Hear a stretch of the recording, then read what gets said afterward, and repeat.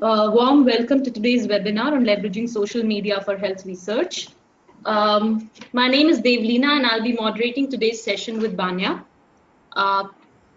Today's webinar is part of a collaborative series being run by International AIDS Vaccine Initiative and Wellcome Trust DBT India Alliance in collaboration with AVAC, USAID and PEPFAR. As you know that this webinar is a joint effort to further strengthen the South-South collaboration and support cross-learning and knowledge exchange between India and Africa.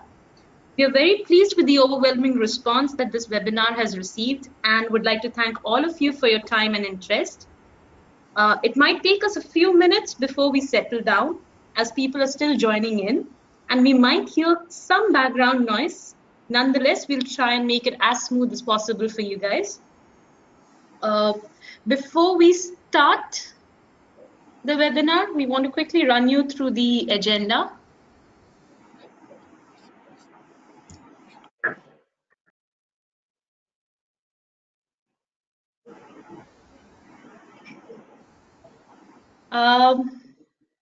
Right. We have a few housekeeping items to cover about the webinar platform. Today's webinar will be recorded and we will try to make it available to all the participants who have registered and also put it out in the public domain. We would love to hear from you during today's presentation. And if you have questions for the speakers, please feel free to send it to us through the question box. You will be seeing the question box on the panel on the side. We will be answering the questions during the Q&A session at the end of both the speaker sessions. Also, we request you to keep your mics on mute when not in use and your videos turned off to help us deal with the bandwidth issues. So without further ado, I would like to invite Banya to help us understand why this topic is critical. Hello everyone. I'm Banya and I work with Wellcome Trust DBT India Alliance, a public charity that funds research in biomedical and health sciences in India. Additionally, we work on initiatives that aim to enable, facilitate active engagement with science, and social media is definitely one of our favorite tools. So today, social media is a very powerful source of information, of connectivity and engagement among diverse audiences. And given the high rate at which social media platforms are being used, it is of, I think, increasing relevance to health research as well. Social media offers platforms for multi-directional communication with possibilities of communication, observation, research, and also engagement.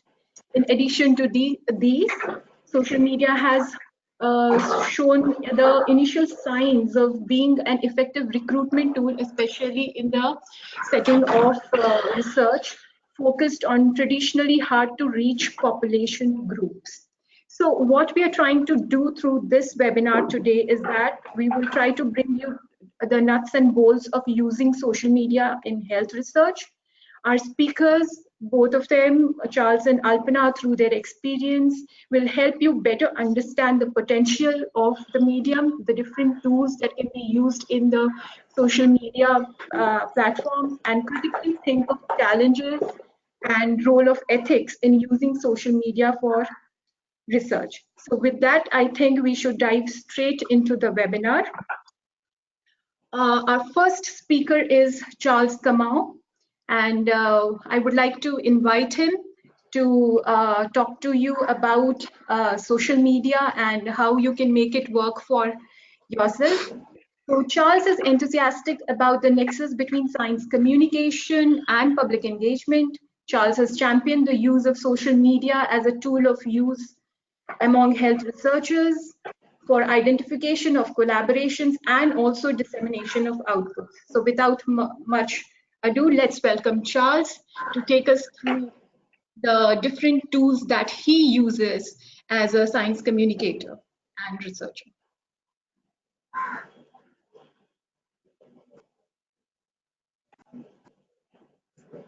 Thank you very much, Banya, for the opportunity. Just to confirm that everyone can see my slides.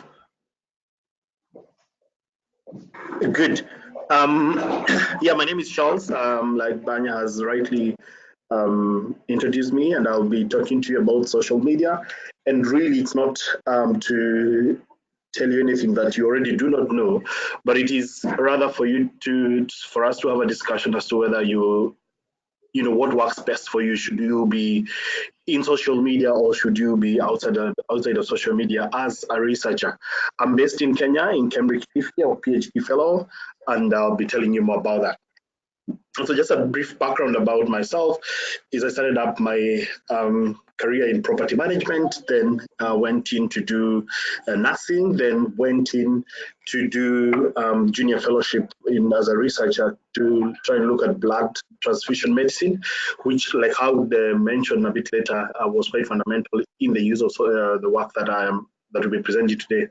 I then switched into corporate communication and engagement, leading one of a collaborative capacity building program based in Africa, where sort of championed on how some of the almost 100 fellows can think about strategic engagement, and this is where also most of the work around social media started. Now currently they are engaged in the space occupied by the private sector towards UHC by 2030. And I'll come back to that. So let me just start by saying that Mark Walport is the one who put it best when he said that science is not finished until it is communicated. And this is also true for anything that you would want to sort of think about letting people know what you do, and also letting people be aware of what fronts or what excites you. But a lot has been said about communication. And let me add this particular point, say, so the presentation today is part of work that, part of a course that I have trained now to almost, close to 800 researchers now across several institutions in Africa and Asia. And so I'll try and give bits and bobs, and so that you can allow for more questions. And if you think about, so what you can see there is an arrow pointing downwards, and mostly this is how researchers normally see themselves. They see themselves as people who would want to start with a lot of background, look for supporting documents for them to actually come up with results and conclusions. But you look at the general public, the arrow is completely on the opposite side, where most people really start with results and conclusions. What is it that you're saying? And then for them to actually think, so what, why should I care why this is happening, before they even get to the background. And you see, the other thing is that most of them really never really get to the point where they even think about background. And so this particular shift between the public and the research thinking is what begins to define why it is very important to communicate. And my angle now comes in to talk about why social media can be a lot, and a lot can be said about social media. But I want us to use this cartoon of sort of GIF. We're talking about, for the lovers of coffee. Now, I'm not so sure how many of you here love coffee, but for the lovers of coffee, and if you're describing your love for coffee, if you're describing coffee across several platforms, social media platforms, on Facebook you'll write and say, I like coffee. On Twitter, you like, I am drinking #coffee, and we'll come back to why it's important to do hashtag, because that's what helps you to curate your work. On Instagram, you'll be thinking about, here's a vintage photograph of my coffee. On LinkedIn, you'll be thinking about writing, my coffee drinking skills have been endorsed. And YouTube, is a video of me taking coffee. And in Snapchat, for those who are young at heart, this coffee will serve to the strapped in about 2 seconds. So what I'm trying to show here is that there is no single message that can go across all social media platforms. So it's good for you to understand which one am I in, or which one do I want, because the context and the message that you're going to pass there is definitely very different. And most people really go ahead and ask me, so why should I actually be on social media? And the thing is, number one, I always say that you're already in it. You're already a social structure, you're a social being, and being in spaces where you can actually have a conversation with people, that is form of social media. The other thing is that you're also there to make connections. You're there to find people who have interests that you share. The other thing is that you're there to exchange scientific ideas. The other thing is that you being a reputable source for your work. And let me just dwell a bit more and say, that the work that you do, you're the one who bears the most vision about it, the most you have the best understanding of what you do. And if someone ends up, and I think there's a situation that happened somewhere where someone was trying to engage them in trying to understand the importance of social media, said, I don't need it because the people that I meet are not on social media. And it was a senior researcher who had actually gone to a conference, and someone just tweeted what he had said, but taking it out of context. And so so I was trying to tell them that because you are not there, because you're not on social media to correct it, then then that means you're not a reputable source. The other thing is that you are doing that to advance your career. I mean, I can't belabor the point more because we all want to advance our careers, and you're looking for an outlet in which this can actually happen. The other thing, which is I'll speak about towards the end, is you're building your own personal brand. You want to be consistent. You want people to know that these are the things that you believe in. You want people to know that this is exactly what is important for you. And just purely put, you're also thinking about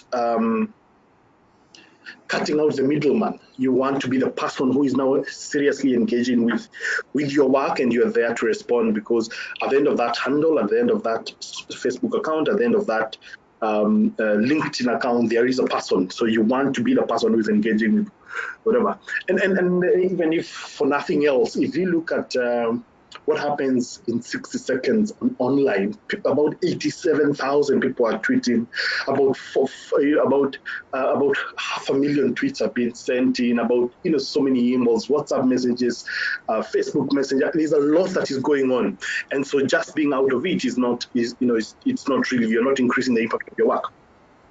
Quickly, with the three things that I normally see as overarching when you're using social media: one, you're there to collect assets. You're there to look at what is important for you, and you can collect it. The other thing is that you're there to find people with mutual interest. And the other thing, you're there to generate new content, which, and if I push this further and say, sometimes most people will talk about things that are not factual, but because you're not there to create factual content, then you're missing out. And rightly put, or frankly put, you're denying people the knowledge that you already have, and they are, they continue to get more and more facts that are not right. Again, very quickly to talk about, is it really worth it? Some people ask, is it really worth it? What's the return on investment for social media? And for this, I'll just use very personal examples and things that I've seen work most recently. The thing is it worth it? Yes, because it can be used to spark debate and engagement while you're slowly building your own audience. And a quick example is this tweet that was actually tweeted yesterday by one of Kenya's journalists, and he says, Kenyan / African scientists on Twitter, please talk with me. I'll quote, says, a new study based on autopsy reports on individuals with HIV finds that people live longer and that they die of other complications from having the infection. I just took this as at yesterday, but we could actually even start seeing a lot of researchers who are saying, if you're talking about this one with HIV positive New York, and what you can begin to see is that people already know what you're talking about, and they are there to help you. And probably this is just happening when everyone is behind their desks and everyone is in front of their mobile phones or in front of their television, and they're really happy to give you the information. This is what I'm calling creating a community. And you see, like, for example, this Twitter says, I know 2 researchers in Kenya who conducted such a study. We can talk about this offline. And, of course, let me DM you. And so what I'm trying to say is that there is an opportunity for you to spark debate and engagement in an area that you're really interested in.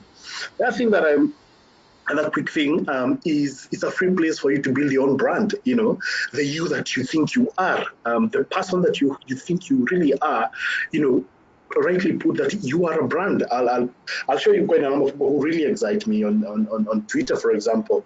One of them is one of Africa's, arguably internationally acknowledged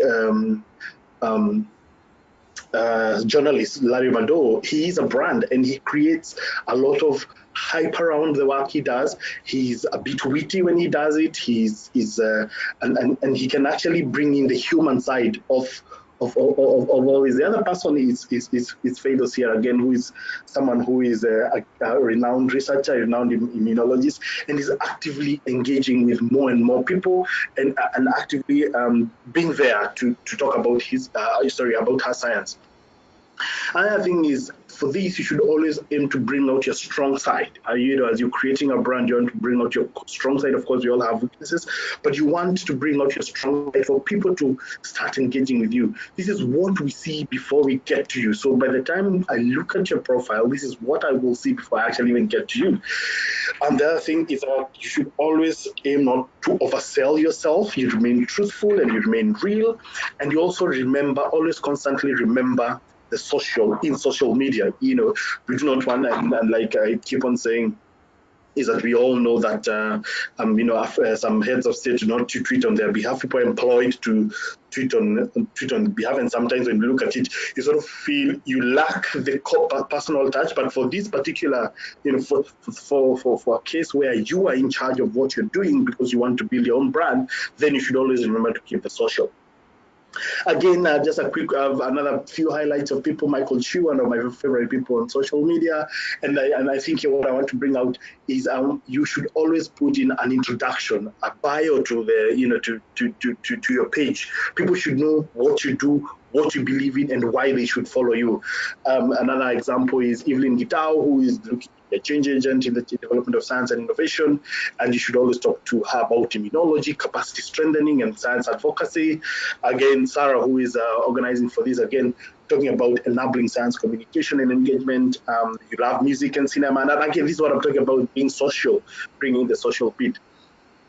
And yours truly, myself, can always talk to me about the intersections of design thinking, PR, and UHC by 2030. And these are some of the things that you want people to know you do. One of my very favorite people on Twitter is the co-chair of the UHC by 2030.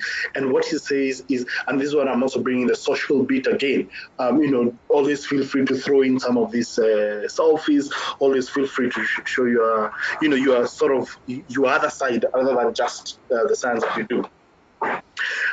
Just quickly brush through this, looking at my social media message, what and how should I craft it, and maybe some very quick things is, one, you should always aim to grab attention. And you're thinking about grabbing attention, you're thinking using pictures, you're thinking about using numbers, you're thinking about remaining positive, and you use a conversational message, something that aims to bring out engagement. You should always think about timing is very key.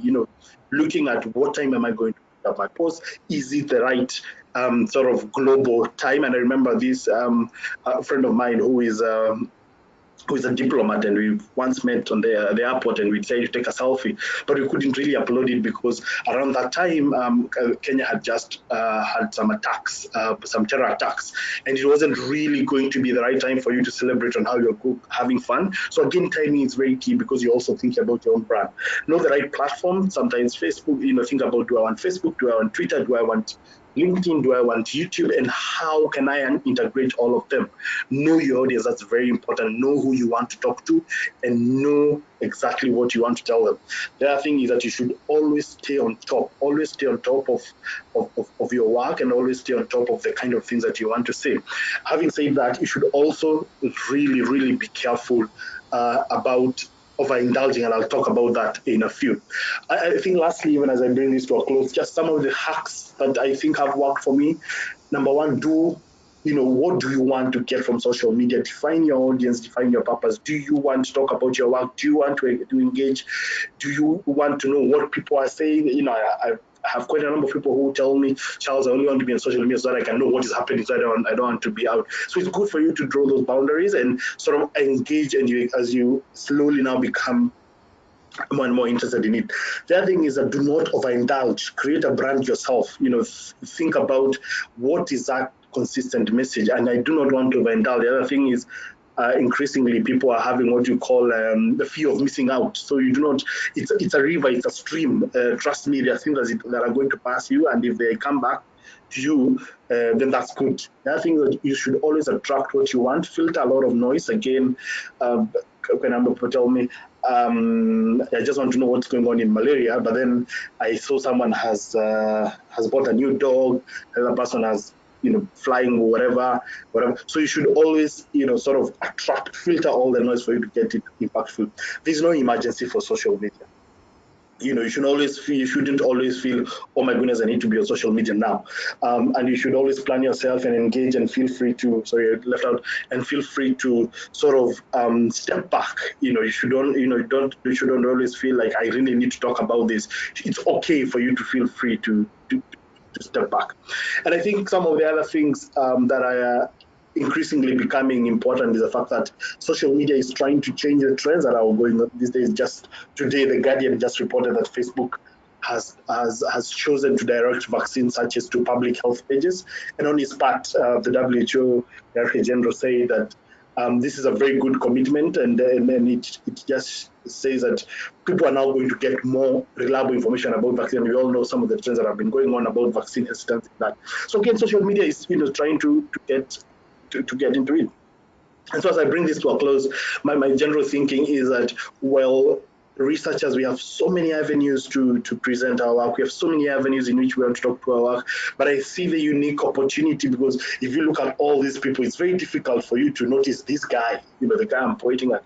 But with social media, it is very easy. It is very easy for you to be found, because it is your own stage. You are the one who is in charge of your own stage, and you're the one who is in charge of what is happening to you. Thank you very much for your attention.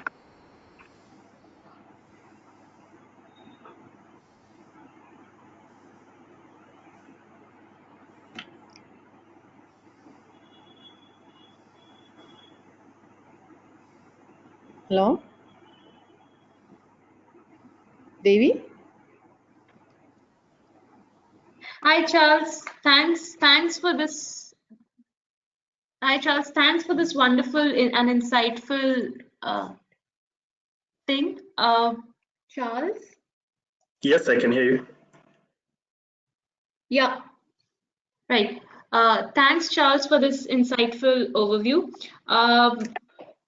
I would now like to participants, if you have any questions, maybe request you to please use the question box to post them, and we will take the questions towards the end. I would now like to invite Alpana. Alpana works as a consultant research director with Humsafar Trust. Alpana is a social researcher with over 2 decades of experience in studying and linking the clinical data to behavioral data to inform more about the progression of HIV/AIDS epidemic among the MSM population. At Humsafar Trust, she has led multiple studies on the LGBTQ community that help bring the voices of the community to the mainstream through research, and help strengthen strategic planning and influence policy frameworks. Alpana is going to speak more about how research can be done through social media. Over to you, Alpana. Yeah, thank you, Devi. Thank you, Devi and Banyam, for this opportunity. And namaste and jumbo to everyone, all the brothers and sisters who have joined in this webinar. I'm very happy to be here. And I'd like to share some of my experiences of past 2 decades. So basically, leveraging social media for health research, and I'm going to be talking about focusing on hard to reach communities, especially men having sex with men and transgender persons, which includes transgender women and transgender men. So basically, how did we get here? How did we come to the social media, to recruit our participants and utilize social media for our research? So just to give you a little bit of history about this. So I started working as a consultant for the Humsafar Trust way back in year 2000, when the first targeted intervention program, which was supported by the National AIDS Control Organization of India, had just kind of got on the ground. And we needed to do the first knowledge, attitude, behavior, and practice study in the year 2000. That is where we had gone on the physical side, you know. So basically, all the sites where MSM gathered, socialized, groups and had sex were mapped, and that is where the outreach workers were going and talking to them about the behavior change communication about the utilizing condom, prevent HIV/AIDS, and also disseminating correct information on HIV prevention as well as prevention. So that is actually the beginning of research as far as the MSM sector is concerned. Now, that was the physical space, and that is where we went year after year. So basically, every 18 months cycle, we used to go and collect information about MSM, knowledge, attitude, behavior, and practices. What happened at that point of time was internet. I'm sure some of you must be like in your elementary school. At that point of time, internet was still at a very, not at a very mature level the way we see it now. Obviously, I'm talking about nearly 2 decades back, and you had chat rooms. So slowly people were kind of engaging with people in the chat rooms, and we had started collecting data. How do you meet people? And one of the answers that actually appeared in year 2008, a few answers, was chat room. Okay. And I think chat room, the progression happened towards Planet Romeo. And, then the dating apps came in the picture. So now we have two world which is existing. The one which is on the site, where in public sites people are actually going and seeking partners, meeting partners, and then you have this virtual world, which is, you see, one is dating apps, which is the location based apps like Grinder, Scruff, Tinder, Blued, Hornet, Planet Romeo. So Planet Romeo was the earliest one, then followed by Grinder. So Grinder broke out big time in India somewhere, around 2012. And social media platforms like Facebook, where people actually had these groups which used to be, like people who are LGBTQ, people who are gay, they want to kind of communicate information about parties, sex groups, partners, seeking partners, friends. Those were the groups. And then last 5 years, it is instant messaging platforms, WhatsApp, Line, IMO. I think we also have WeChat. So these are the platforms where our populations are existing. And you would think that there could be an overlap. Yes, there could be an overlap between the offsite and on-site population. So basically, offsite are the ones who are operating on the social medias through, on internet, basically through dating apps, social media, and instant messaging, and the ones who are on the ground looking for partners. Yeah. Okay. So this is the world that we have currently, and we realize that okay, now there are people. They were, you see, in India at that point of time until last year, homosexuality was criminalized. So there was a lot of backlash that was socially experienced by men who were on the physical sites, and there were also hassles experienced by the extortionists, the goons, sometimes the policemen, by the gay men who were cruising on these public sites.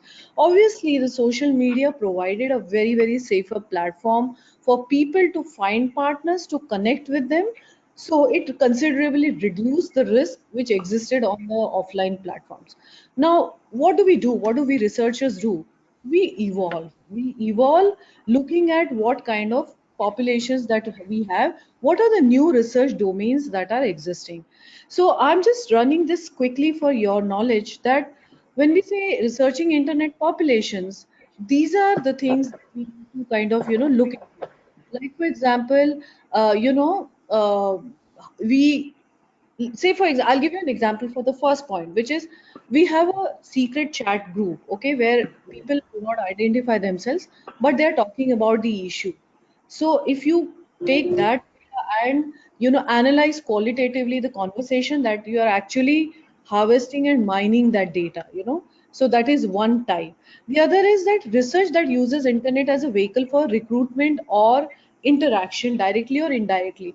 We have done that. We have given advertisements on different platforms, on WhatsApp groups, we have given it on Grinder. So internet has become a vehicle for us to recruit as well as to interact. Then the point is research about internet itself and its effect. So patterns or effects of social media, search engines. Right now, we have used for some intervention studies, communication studies, where we have sent out messages, regarding testing, HIV testing, either on WhatsApp or on emails. Next one, please, the slide. Yeah. Then also research about internet users, what they do, how the internet affects individuals and their behavior. So more than, so basically we are looking at dating apps. What is the kind of profiling people have? What kind of picture they put? Are they sharing their prep usage?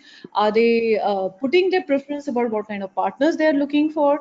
So that is again in their internet users, but they are actually MSM internet users who are on the dating apps. Then research that utilizes Inter as an intervention tool. Yes, we have delivered a communication intervention through internet, and then there is a lot of data that we have collected, which is pan India data, because we know that we want to get information from a huge country like India, different states, and we really, so there is a study on LGBTQ bullying and experiences at the educational institutions that is also collected in a pan India survey. So, and even the recruitment. So everything that you see in these two slides, that is the umbrella term for internet research, is what we have already done. So this is what research is for us. And yes, so what we are saying, like I said earlier, that we identified that there is an offsite, that is in the physical spaces research domain existing, and there are size estimations to that effect, and then there is a virtual population, and there could be an overlap unless you actually contact dating apps individually, which is Grinder or Planet Romeo or you Scruff or any of these sites. You wouldn't know any of these apps. You wouldn't know what is the actual size of people who are on these sites. So that data I do not have, but we have other physical size estimation. So we have these two domains, and we try to see that we do the justice in terms of generating evidence on both of these, from both of these domains. So this is where, as far as researching internet population is concerned, we can go on to the next slide. Yeah. Yeah. So yeah. No, I think there's a one, you just skipped one. There's one more. Oh, yeah. One more before. Yeah. So, like I was talking about the research, this has been the research that we have done.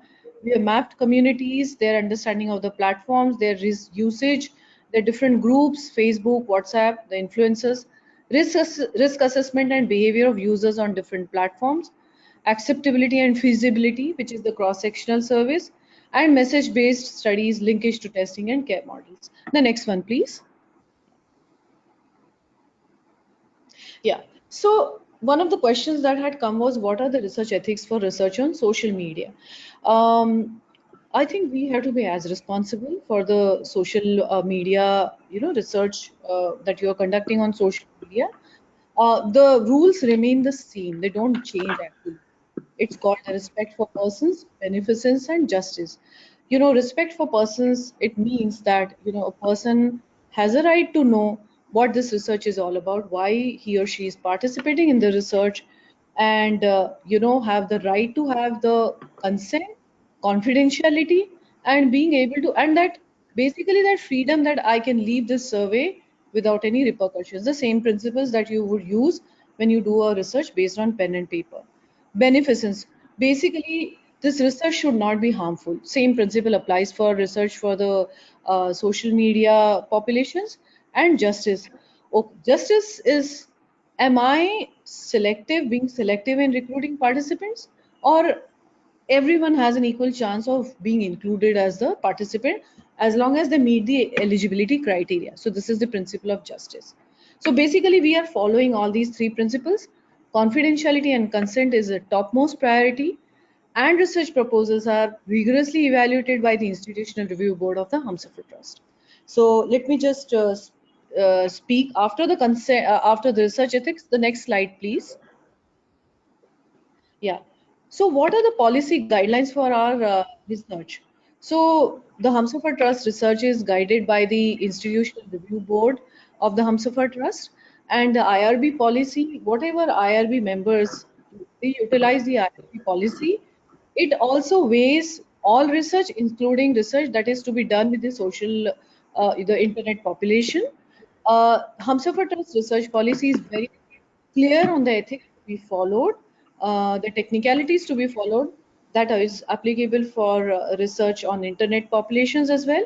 And there is a Humsafer Trust child protection policy that effectively prohibits people below 18 years of age being part of any research because you require parental consent. And the most important is that the law of the land. So we have Indian Information Technology Act of year 2000, the rules of which are applicable for our research also. So these are the four guidelines that we follow for conducting our research. Next one, please. Yeah. Now, management of participant and client confidentiality. I think this is extremely, extremely important. Recently I saw this documentary on Netflix called The Hack, and talked about how Google or Facebook or all these, apps and websites are harvesting, utilizing, and mining data, which we one very innocently, unwittingly give away while surfing the net or, just answering a few questions. And I think in the light of this, it has become even more important that, client confidentiality should be followed to the maximum. So all the researchers, investigators have undergone NIH ethics training, research ethics training of the organization, and are thoroughly bound by this. So now you would ask me, well, when I'm writing, I'm filling a questionnaire, I have an IP address which is automatically available. So what do you do with that? So I do not deny that the IP addresses are not available. However, it's only used to exclude when India is an inclusion criteria. We do not require IP address of our participant to track the participant because that would be illegal under the Indian IT Act. We only collect IP address just to remove people who are not eligible to be a part of this survey. After excluding non-Indian population, we destroyed the data immediately, absolutely then and there only. There is no record of it whatsoever. If at all there is any personal data, which is email/mobile number, because when you do an intervention study where you are sending messages, a person has consented to participate in this online study where a person is exposed to communication messages, that person definitely shares either a mobile number or an email address. And then what do you do? So basically, when we have this kind of information, the data is segregated, it is de-identified and then analyzed. And when you have information, it is held by one responsible researcher, and it is held in full confidentiality with no one else having an access to it. In fact, I'll give you an example. I've been a principal investigator on many, many studies. I have no access because the person who's responsible for, you know, sharing that particular communication with the participant is absolutely separate and is under oath not to reveal this to me, who is he sending this particular communication with, to. So I have absolutely, I'm a principal investigator. I know what is going on largely, but when it comes to, so it's like, hello, knock knock, can I come in? No ma'am, you can't come inside because I'm sending communication messages. It is that level of confidentiality that you need to maintain. And why we are able to do it? Because all our researchers and investigators have undergone research ethics training and they know what to do. And we have a very vigilant IRB coordinator. So the IRB coordinator is sitting in the office and is like, has eyes and ears everywhere. So any violation, so we are very conscious that we are being watched and monitored so that no ethics can be compromised as far as research participants are concerned. Next slide, please.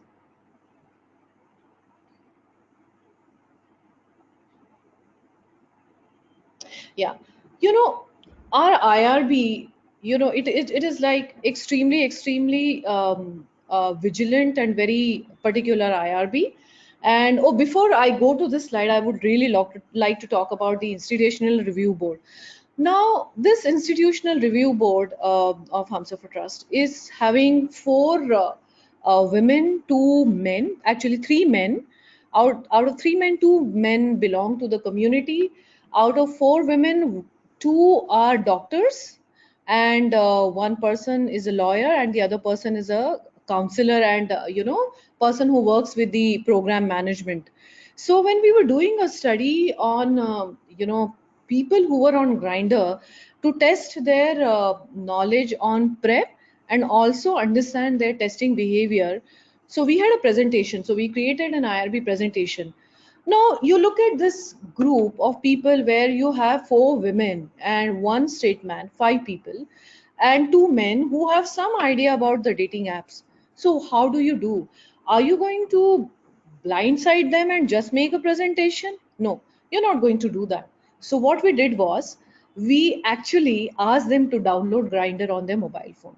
And then we had one active person, as in person who had already had Grinder. We asked him to explain that how Grinder works. Okay. So actually for women, because they are four straight women, they have no idea about a gay dating app like Grinder. So they actually had an insight about how the dating app works.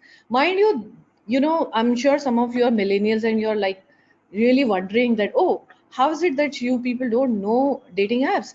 But I have people who are like, 50 plus people, some of them, they have never been on any dating apps, and some of us people like me, we have completely missed the bus of dating apps. Okay. So we had to actually give them the exposure of what the dating apps look like. So let me tell you, our IRB is so smart, but just by going through that 15 minutes of what you call demonstration of a dating app, they figured it all out, especially the privacy and the confidentiality related issues. So the first thing they asked, we do not want to discriminate between the offline guys and the online guys when it comes to paying compensation. So what are you going to do as far the compensation is concerned? So here are my answers. Cash for participants recruited online, but research taking place offline. So such a person came, contacted, because he saw an advertisement on one of these internet ads or WhatsApp messages, or some chat room, and offered to be a participant, fell in the criteria. So we will give cash, what we would normally do. Then the second thing is automatic download, coupon download. Now my participants are not meeting me. I have circulated this questionnaire. So how do I compensate them? Automatic coupon download, so no personal information is required. You finish that questionnaire. At the end, when you say submit, automatically you are becoming eligible for receiving that coupon download. This coupon would typically be an Amazon voucher.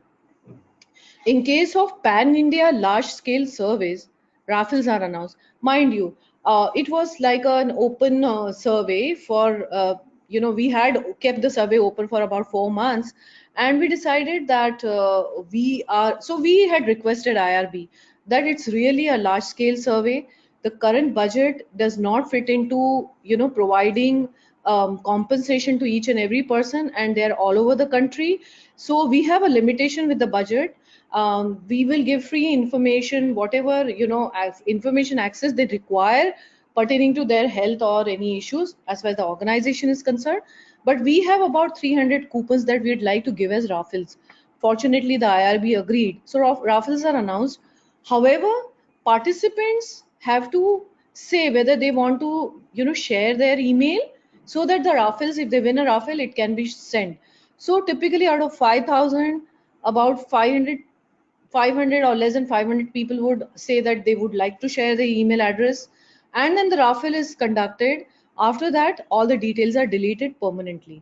We also seek email in case if people want information about the research, but we actually tell them, look, this information is going to be available on our website from this day to this day. You can access it at this point of time, so disseminating information that has emerged from the research for dissemination purposes.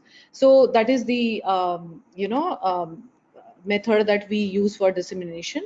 Now, there is one point that I had got about, research. When you are conducting research, what are the things that you have to keep it in mind? We have to remember that this is the era of, quick is good. Now you're really precariously placed between people's fading attention span versus the kind of questions you have to ask. We have done some disastrous questionnaires, let me tell you, and you learn from your experience. So the first study that we did, the questionnaire went on for like about 45 minutes. We were not mature. In fact, when the pilot we were doing, like we told a couple of people in our office to just take that sample test, and people literally wanted to come and give us a slap saying that 45 minutes, are you kidding me? I'm sitting 45 minutes in front of this PC filling up this questionnaire. Do better than that. And trust me, we become smarter. So respecting people's time and the attention span, we keep questionnaire as crisp as possible. I think, but the range of questions that you need to ask, it almost touches 15 minutes. Okay, so from 45 to 15 minutes, it's not bad at all. Yeah, 15 minutes it will require you to fill up that questionnaire, max. That is maximum. Okay, then you use survey monkey or lime survey, or different online surveys that are available. Be very careful about the skip logic. Okay, I have been going through something because my researcher had not put, she and I had an argument, and she said, I'm not going to put the skip logic because it is preventing a person's freedom to go through the entire questionnaire. If you stop here, it's not going to help that person. That person still might want to so I had to then rework the questionnaire. We had to work the questionnaire, and we did not put the skip logic, so my ends, they become a bit messed up. So wherever there was a logic in the skip, that had to be put in. But like, so skip is like, unless you answer this questionnaire, my arrow is stuck there, you can't go to the next one. That we removed in order to give more freedom to the participant, but that's a call a researcher has to take. Then also surveys. So sampling is, most of our surveys have been non-probability sampling. So we have gone for quota sampling, convenience sampling, and snowball. So snowball has been pretty much on WhatsApp. Can you share this survey link to someone who's from the community? And then the questionnaire takes care of it. It takes care of the consent, it takes care of the inclusion criteria. Okay, and also we have done convenience sampling. So convenience was looked at it this way: I have this questionnaire in the public domain. My survey is on for 4 weeks, during which I'm promoting it on social media, through different platforms, and it is on from 1st to 31st, and 31st I shut my survey. That is one. And second thing is, I have worked out a sample size of 377. My survey is on, not exceeding for 6 weeks. I get my 377 sample size, and I shut my survey. So this has been the sampling. And yes, yeah. So I will connect it back to what Charles had talked about social media. He had talked about, what impressed me was he had talked about collect, community, and create. So here is the thing. So collect, what are our assets? All the social media platforms, where our populations are our assets. What is our community? Our community are the people who are using, these are the users who have a very rich social media life. Though I'm very poor as far as my social media habits are concerned, but I'm very respectful of people, Charles, who are able to engage and continue, having that thread going on, discussions, keeping discussions alive. So this is the community which is on different social media platforms. And what are we creating out of this social media platform? We are generating evidence, creating scientific knowledge as far as the social media is concerned. Yes, so collect, community, and create. Linkage from what Charles said to what we are doing, trying to do here as researchers. Can we have the next slide, please? Yeah. So if you're really looking at details of ethics that need to be followed for the social media, so you have social networking and ethics as the resources. It is available online, the Stanford Encyclopedia of Philosophy. It will really help you, in terms of understanding the changes that are happening and what are the other good practices that you're going to adopt. Talking about the good practices, I want to share one incident where someone who got, who was not eligible for a survey because he was below 18 years of age. He found out an address from the online from website, and wrote an email to one of our colleagues that you people are being extremely discriminatory by not including people below 18 years of age. Your survey threw me out. This was one example. Another example is someone walked into the drop-in center, and he said that I have filled this survey online, and I thought I might want to visit you. And actually, the person who was attending, that person was a researcher who had uploaded that survey. So that person said, well, we have so many studies going on. You don't have to really, you can seek services irrespective of, whether you are filling up a particular survey or not. So actually, this is the kind of confidentiality that gives confidence to our participants that they can take this survey. Now, talking about biases, things like biases and all, in my experience, I don't think that people's time is precious. I certainly do not underestimate people's commitment to what they want to do with this survey questionnaire. When I am not seen, when I'm not heard, when I'm not sitting in front of this person, the person doesn't have to, is not under any pressure to give any socially desirable response. But if there is a possibility of some kind of bias, we cannot rule out, because that possibility would always be there, no matter how hard we try. But I'd like to believe that since I'm not there, the person is not under any social pressure to please me, so that is as far as the biases, social biases are concerned. And let me see what more points are there. Okay, so I'd like to talk about the four kinds of study. One is IshConnect, that talked about the HIV related risk behaviors. Then there is a study called Chalo, which was a randomized control trial.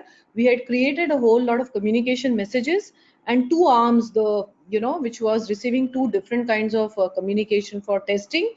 It was delivered online through WhatsApp and through emails.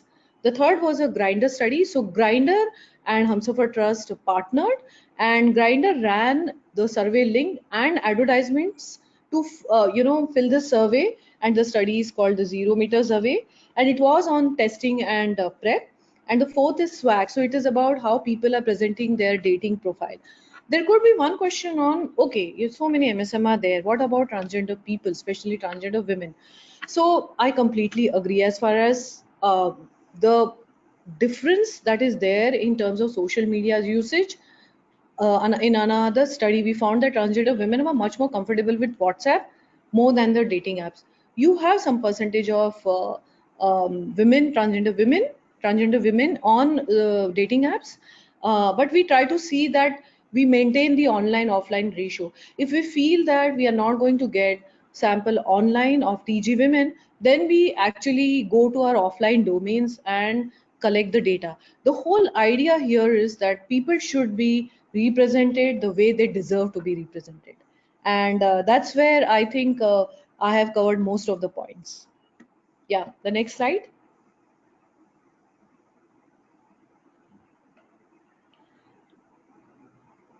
Devi? Thank you so much, Alpana. This was really insightful. Thank you for sharing your experiences, particularly working with the LGBTQ community and the rich knowledge that has come from there. I'm quite sure that these experiences and the other issues that you've spoken about in using social media for research is applicable across various fields. We will now open the floor for questions.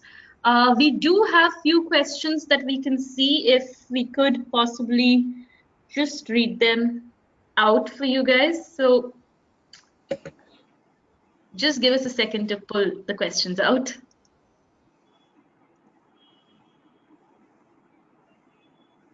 Right. So the first question that I see here is sort of directed at Alpana. Part of this, I think you've already addressed, but the question is, how do we deal with confidentiality issues when working in the area of mental health? For example, if a client asks to us to be a friend on your personal Facebook, how do you deal with that? Give me a second because I have to recall a few incidences. How did we? Okay. Sure. You know, so I'm not a mental health expert, but I work very closely with the a mental health mental health expert in the organization.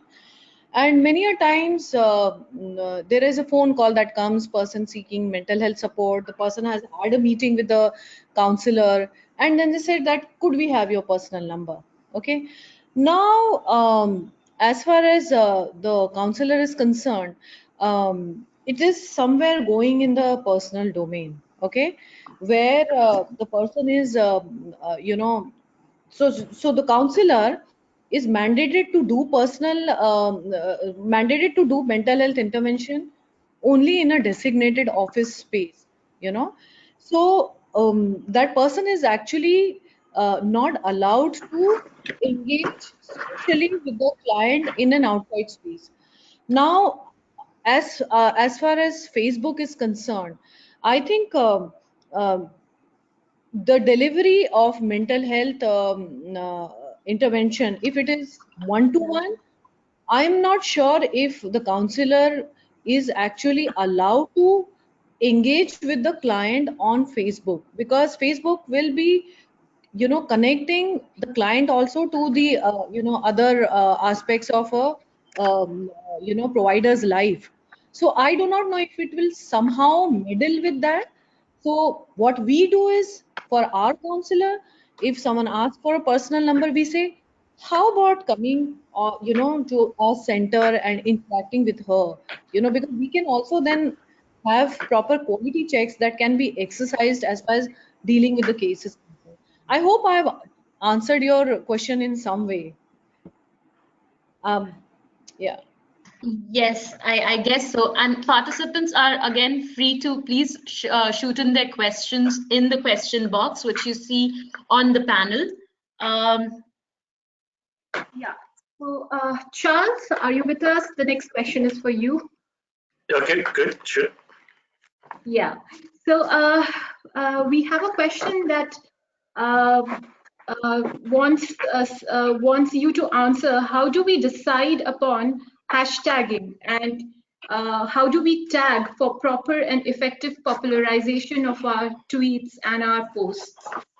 Okay, good. Maybe just to quickly for bring those who don't know what hashtagging is, and which is mostly just coming. I mean, started off with Twitter, but now is increasingly becoming of use across most other platforms like Facebook and LinkedIn and Instagram as well. And so what happens is, think about it like a library, for example. And so the hashtag is the unique identifier of some of that. So, for example, if I'm talking about mental health and Alpana is talking about mental health, and both of us, she's in India, I'm in Africa, and I hashtag mental health. If I look up through the internet, I will definitely. So what it does, it collects everything together. And so going about number, so that's number one. That's the definition of hashtag. Number two, please do not over hashtag. I always tell people a maximum of 2 or 3 hashtags is enough, because number one, you want to be objective. You can hashtag everything. So if you're talking about cancer, you're talking about cancer. If you're talking about cancer in Africa, you're talking about cancer Africa. And if you're talking about women, you're talking about cancer Africa and women. So you cannot over hashtag. And also you should be sensitive about, and I think I'm preaching to the choir here in terms of such terms which we know how to do through PubMed and all the other search engines is like, what's the keyword? And I think that's why I'll stop it at. What's the keyword that you would want people to connect with your message? Is it, for example, if Alpana's work, she just discusses men who have sex with men, MSM. So most importantly, if I'm working around the area of MSM, if I write hashtag MSM, then my work is bound to be seen by people who are also talking about MSM. If I'm talking about malaria, the same thing. If I'm talking about immunology, the same thing. So the way you go hashtagging, you think about what's the key message, what are the keywords that will define this particular message. And they're very important. Let me just also add, they're very important in terms of looking for people with like minds, looking for people who would then begin to sort of talk to the things that are of interest to you. Thanks, Charles. That's really helpful. Yeah, especially the tip about not over hashtagging your Yes. tweets. That's a critical tip there. Yeah. The next question is directed to Alpana. Alpana, over the last 2 decades, based on your experience of social media-based research, what has been the impact on reaching or identifying hidden population, and what has been the experience of bringing them in the continuum of prevention, treatment, and care? Yeah. So just to clarify, my social media related research is fairly new, which is like a decade old, not more than that. But I have had because I'm I'm a social development sector person. I've had the opportunity to work with female sex workers, orphan and vulnerable children, migrants, and MSM and TG. My experience of these studies, I think social media is extremely useful when it comes to hidden population, because we feel that hidden populations only moved a lot in the social media, and the people who are on site had an advantage because of the national program's intervention, because actually you had an outreach worker going and talking to them, and bringing literally, like motivating him to come to the sector and seek services. And we had transwomen also nicely collectivized, so intervention reached them. But there was a segment of people who are deeply closeted, who are afraid, who were scared, who were transphobic, who had problems of acceptance. A lot of these hidden groups, at least the messages are going to them. Okay, and the attempt is, we see that there are serious gaps in the people who are not being, so they are not being covered by ambit of any of the outreach workers. Any of the messages have also not gone that strongly to them. Now in last 5 years, the messages, internet messaging is going to them. Yes, we are the ones who need to be covered. Of probably a fraction of this is actually coming and seeking services offline. So social media will remain a very, very important source, internet populations, to reach out to social internet populations. Yes. And it will be in combination with online and offline.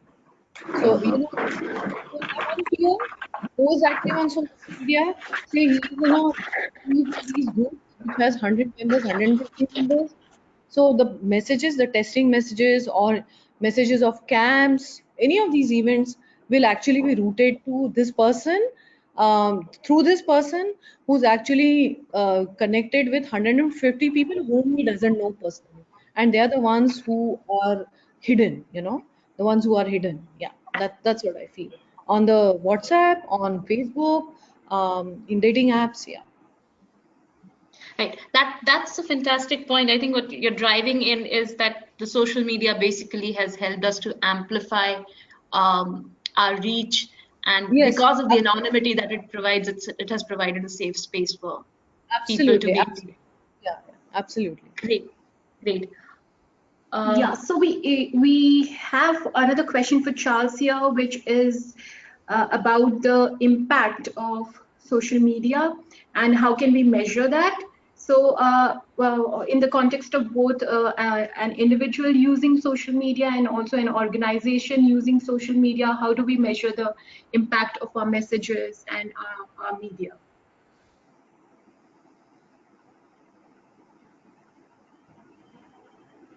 Charles, can you hear us?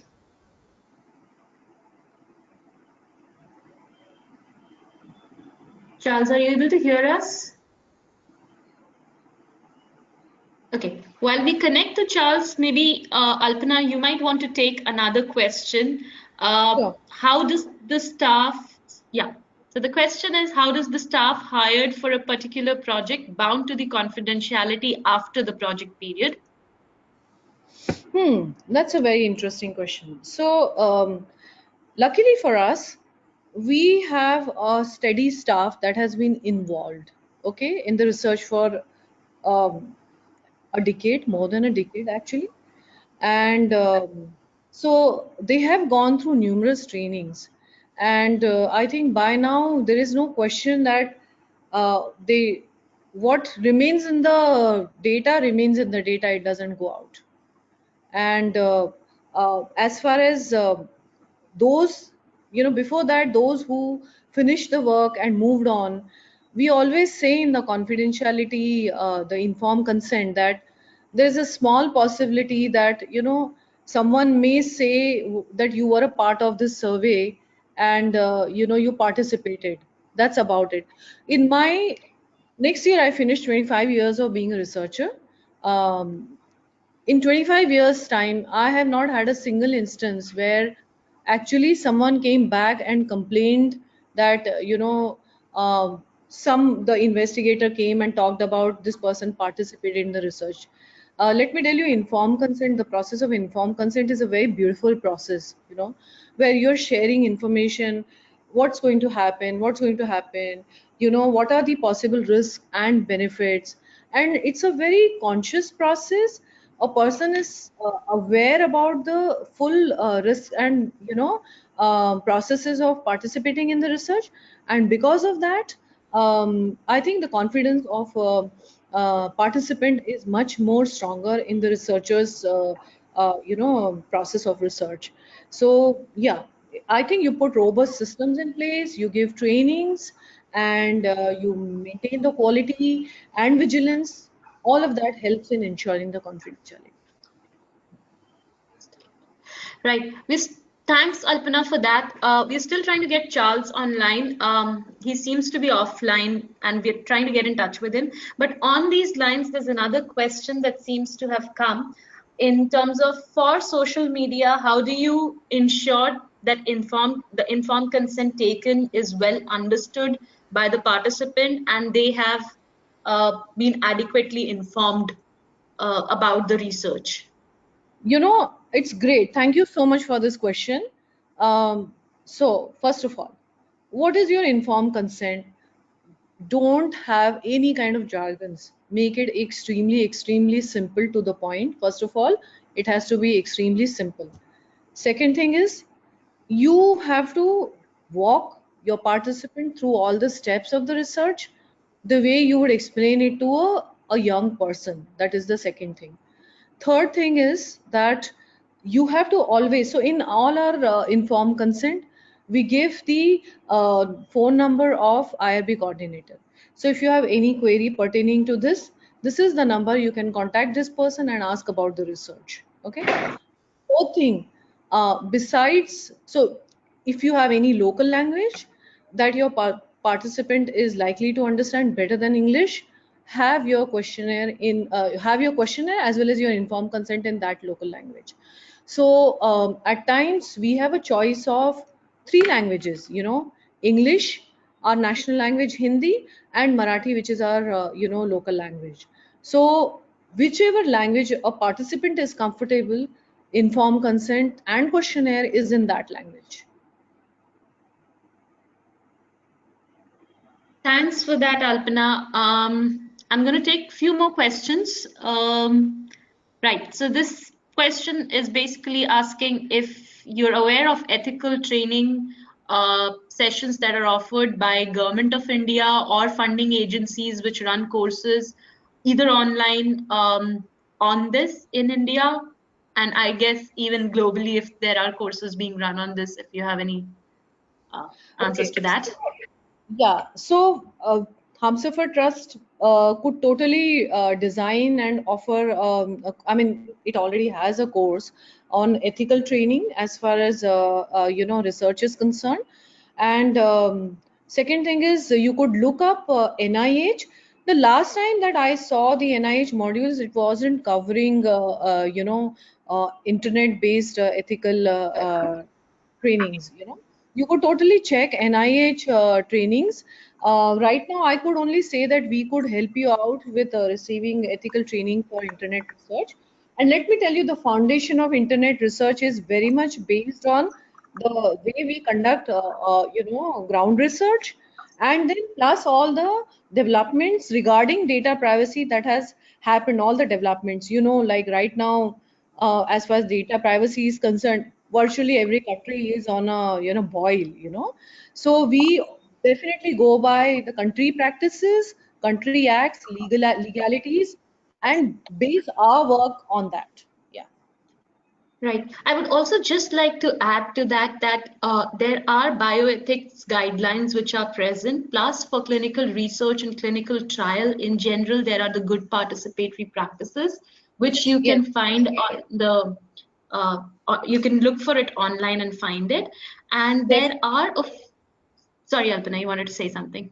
Yeah, I wanted to tell you that, like recently, you would know, Devi Leena, that we have got now director, we have got the recent in the month of March, the national level, there was a new act, for from the Drug Control Authority of India, which is, Right. yeah. So basically, we have the biomedical and health research guidelines that have come by the new drugs and clinical trial rules of 2019. Okay, it is covering a range of clinical and behavioral research. So those are the guidelines that will be applicable for the ethics committee, and from there I guess it flows down to the research, actual research. That's what I understand. Right. And there are also the ICMR guidelines. This is in the Indian context. Yeah, Uh, yeah, I'm talking in about the ones that came in 2019, new drugs and clinical trial rules 2019. I just finished a training on, ethics training. I think training in on Saturday, so I'm pretty fresh with this. ah, So I assume right, that what is applicable to the ethics committee, and right. it will be so whatever research, whether it is online, offline, this thing will be, Right, applicable. This, right, yeah. right. Also, there's an online course on bioethics which can be taken. It's on a platform called Engage. So we will be sharing our ID later in the presentation. In case the person who's written this question, if you want to get in touch with us, we would be happy to uh, share some of these with you. Yeah, yeah. And I guess Alpana is going to be a great resource to also share some of these So Charles, courses. do we have you with us?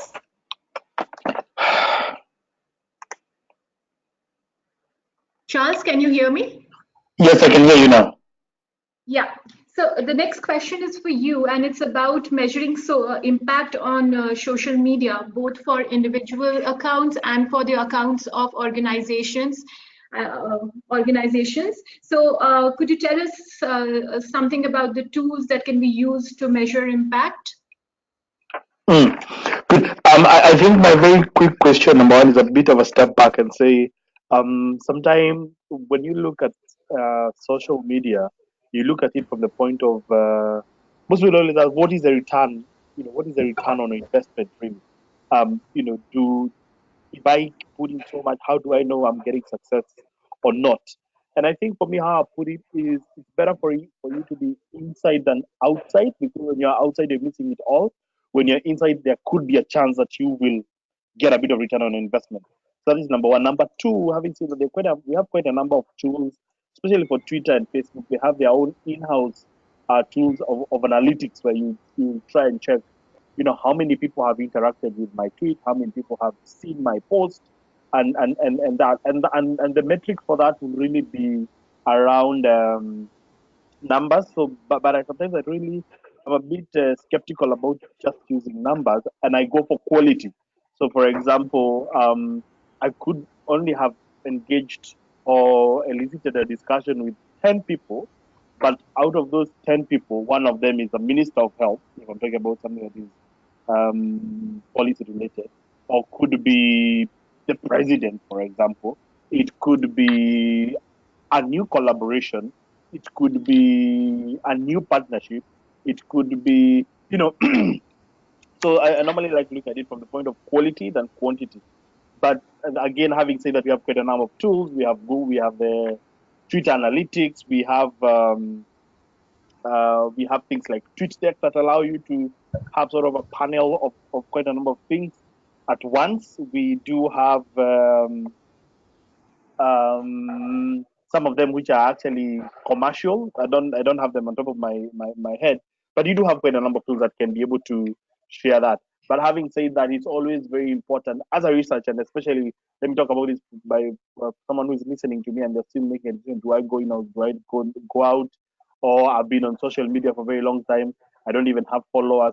It's about building your content. It's about building your audience. It's about and it's like a pyramid. So you start with a very strong base as you go higher and higher, become credible, so that if tomorrow I'm talking about social media in India, for example, you should always be the person who comes up. And looking at its success using the metrics of quality rather than quantity is what I see a bit more exciting, if you ask me. And I'm giving that example specifically to someone who's listening to me right now and wondering what the return on investment on some of engagements on social media.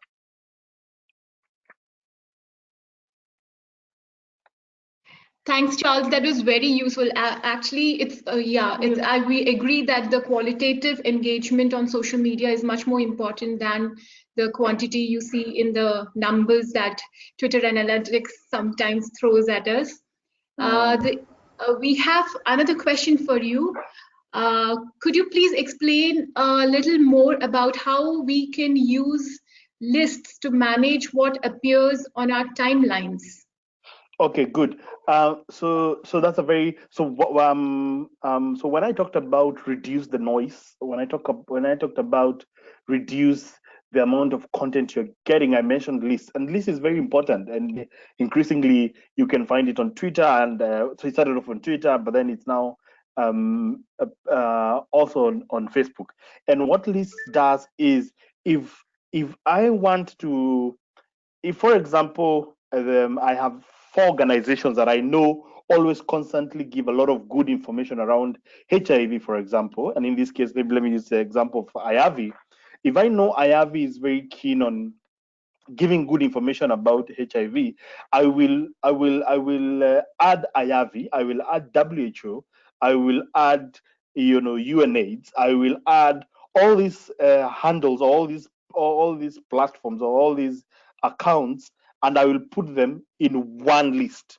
And so what that does is very specific. You only want to be following what they say on social media, blah, blah, and you don't miss anything. Like the other thing is that it also deals with fear of missing out. So maybe some, and right now it's I think it's 5 in India. It's 2 in right now. It's almost 3 in Kenya, and somewhere else it's midnight. And so at one particular point, you'll always feel that like you have missed something, and that's where lists come in. So you put all these people into different groups and you curate them according to the need that you want, what you want in that specific social media. If they're quite key people if they're people who are quite key, like leading researchers, consultants like Alpana, maybe I'll just push her then to open up a Twitter account so that we can all add her as part of our lists, and putting them in one box, and look at it like Windows, where you have a folder, and then inside the folder you have documents. And what it does is that even if you've been out of social media for about a week, you can still go back and you will still find what people who you have specific interests with have tweeted. So that's a game changer about lists, and that's why I like it. So for example, I maintain quite a number of lists. I have personalities that I want to follow when they say stuff. I want to know there are some science communicators and public engagement people on the continent that I do not want to miss when they tweet about what their thoughts are around social media and public engagement. There are organizations that are very key that sometimes have a lot of opportunities out there for engaging and collaborating. I also do not want to miss that out. And so you compartmentalize all these people, you put them like in shelves, and you only pull out when you need them. And I can share some links that people can look at how to create lists after this. Great. Thank you for being so generous with us, Charles. We are actually flooded with questions, and we may not be able to take up all the questions because we have another 10 minutes to close this webinar. But we are trying to do as many as possible. And if we are not able to take up all the questions, we will give you our email IDs at the end of the webinar, and you can always write to us. And Charles and Alpana will be happy to answer back to you. So the next question, I think, is can be both for Charles and Alpana. Do you have concerns about the anonymity of social media causing participants to give falsified information?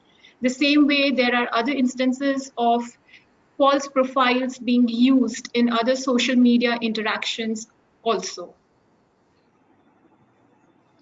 Charles, can I take this, Charles? Okay. Yeah, go for it. Then I'll add at the end. I'll throw this question back at the participants. Tell me how many of you actually fill out the feedback form after, before leaving the restaurant, How many of us do that? Do you do that, Charles? I don't, honestly, I don't. You don't do that, right? Okay. Yeah. So I think it is as simple as that.